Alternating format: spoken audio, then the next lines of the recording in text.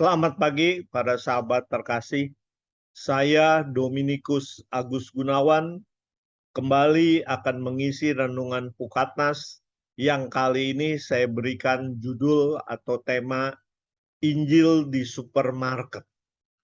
Apa maksudnya Injil ini? Judulnya, ya, apa maksud judul demikian? Jadi saya akan cerita dulu. Pada suatu hari menjelang Natal, kota itu begitu ramai, ada di suatu kota di negara antah berantah, begitu ramai, dan tampaklah pada saat itu di sebuah supermarket, di sebuah mall, ada seorang tunawisma, wanita yang sudah setengah tua. Dia datang ke mall itu membawa gembolan, ya, yang berisi barang-barang milik dia, dan dia memasuki supermarket. Dia mencari tempat yang ada tempat menjual baju-baju untuk pesta. Nah, dia melihat-lihat ke situ, tentu saja orang-orang yang sedang berkunjung di mall itu menyingkir. Kenapa? Karena memang tunawisma ini mengeluarkan bau yang tidak sedap. Jadi orang-orang pada saat itu menjelang Natal dan Tahun Baru banyak yang berbelanja. Nah, mereka merasa terganggu dengan bau si ibu tua ini. Tetapi si ibu tua ini bersikap masa bodoh. Dia naik ke lantai 3, dia mencari pakaian gaun wanita, dan di saat itu ada seorang petugas penjaga tokonya yang mengatakan, "Ibu mau cari apa?"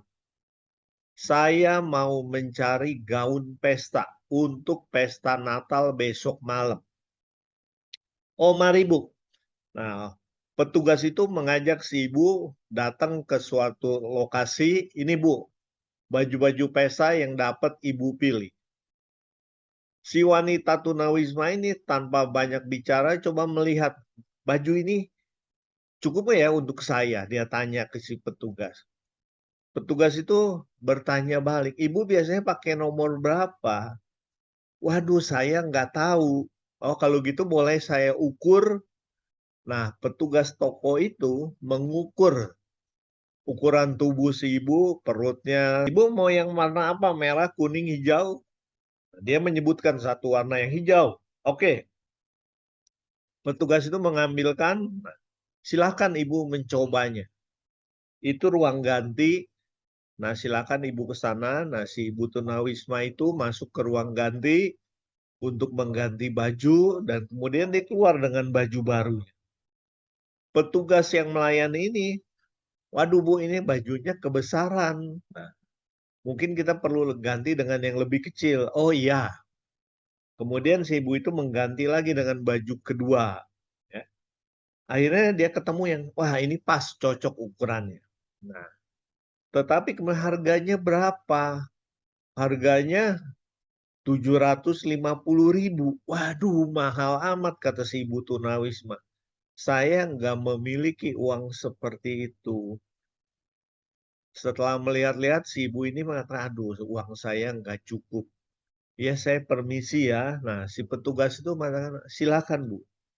Nah, hal ini rupanya diamati oleh seorang pengunjung juga. Pengunjung ini terheran-heran melihat si ibu tunawisma yang dilayani dengan begitu baik oleh si petugas toko. Si ibu ini yang mengamati datang ke si petugas toko. "Mbak, kok Mbak melayaninya dengan baik?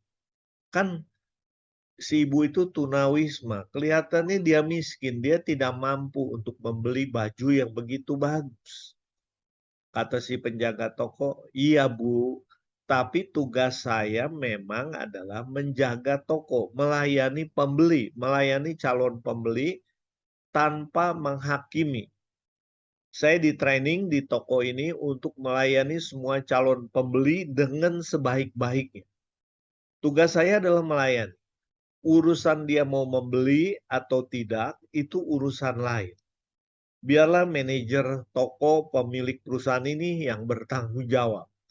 Tugas saya adalah melayani calon pembeli dengan sebaik-baiknya. Dan saya sudah selesai, saya sudah melayaninya. Dia tidak jadi membeli, tidak apa-apa. Kemudian si ibu pengunjung tadi mah, "Iya kalau begitu tapi baju yang dia coba kan jadi kotor, jadi bau." Si petugas toko lain mengatakan, "Iya betul, Bu, baju itu menjadi bau. Dan itu nanti tugas kami untuk menyucinya. Kami punya laundry intern.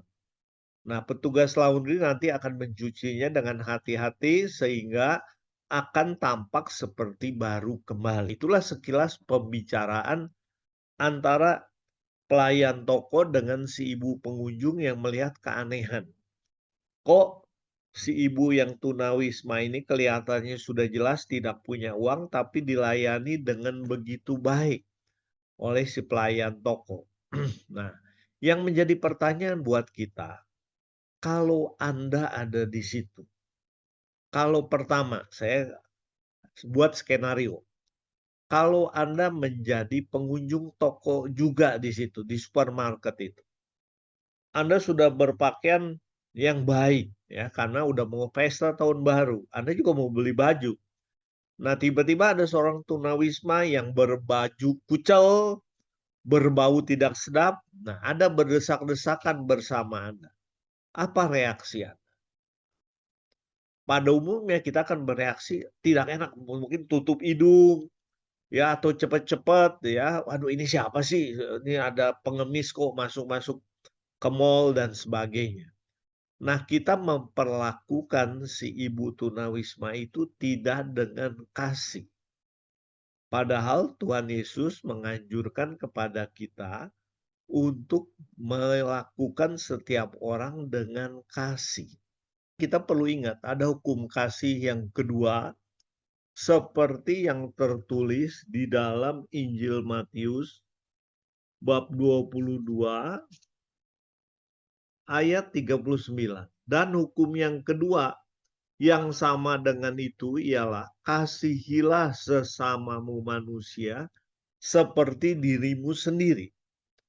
Nah, Bu, saya hanya melaksanakan hukum kasih yang kedua yang diajarkan oleh pastor di gereja saya. Apakah Ibu juga seorang Kristen? Dia melayani sesama manusia tanpa melakukan penilaian apapun. Nah, apa itu hukum kasih sebenarnya yang diajarkan Tuhan Yesus? Yang diajarkan Tuhan Yesus kalau saya perlihatkan beberapa hal di sini. Nah, itu dikatakan kasih itu sabar, kasih itu murah hati, kasih itu tidak iri, kasih itu tidak memegahkan diri, kasih itu tidak sombong dan sebagainya. Nanti Anda bisa lihat di 1 Korintus bab 13 ya. Ayat sampai ayat keempat itu dikatakan dan beberapa ayat sebelum dan sesudahnya. Itulah definisi kasih. Para pukater sekalian dimanapun Anda berada, ya saya berharap kita sebagai anggota pukat, profesional dan usahawan Katolik dimanapun Anda berada, kita juga sudah menerapkan hukum kasih dalam kehidupan kita. Kita sudah memakainya untuk menolong orang lain, untuk membantu orang lain tanpa membeda-bedakan. Dan tentu saja kita juga tidak melupakan hukum kasih yang pertama, yaitu kasihilah Tuhan Allahmu dengan segenap hatimu dan dengan segenap jiwamu, dengan segenap pikiranmu. Ya, itulah hukum kasih yang pertama ada di Injil Matius bab 22 ayat 37. Tetapi itu tidak cukup. Kita harus terapkan dengan hukum yang kedua, mengasihi sesama. Karena dengan melakukan hukum kasih, kita meniru Allah sendiri karena Allah adalah kasih. Dan kasih Allah itulah yang menyelamatkan kita. Dia telah rela mati di salib untuk menyelamatkan kita umatnya yang berdosa. Dia telah mengulurkan tangannya untuk mengangkat kita dari lembah dosa. Nah, karena itu para pukater sekalian, marilah kita juga menjadi manusia kasih yang saling mengasihi dan mau menerapkan membagikan kasih Allah kepada sesama kita. Terima kasih para pukater, kiranya Tuhan Allah, Tuhan Yesus memberkati kita senantiasa. Demi nama Bapa dan Putra dan Roh Kudus. Amin.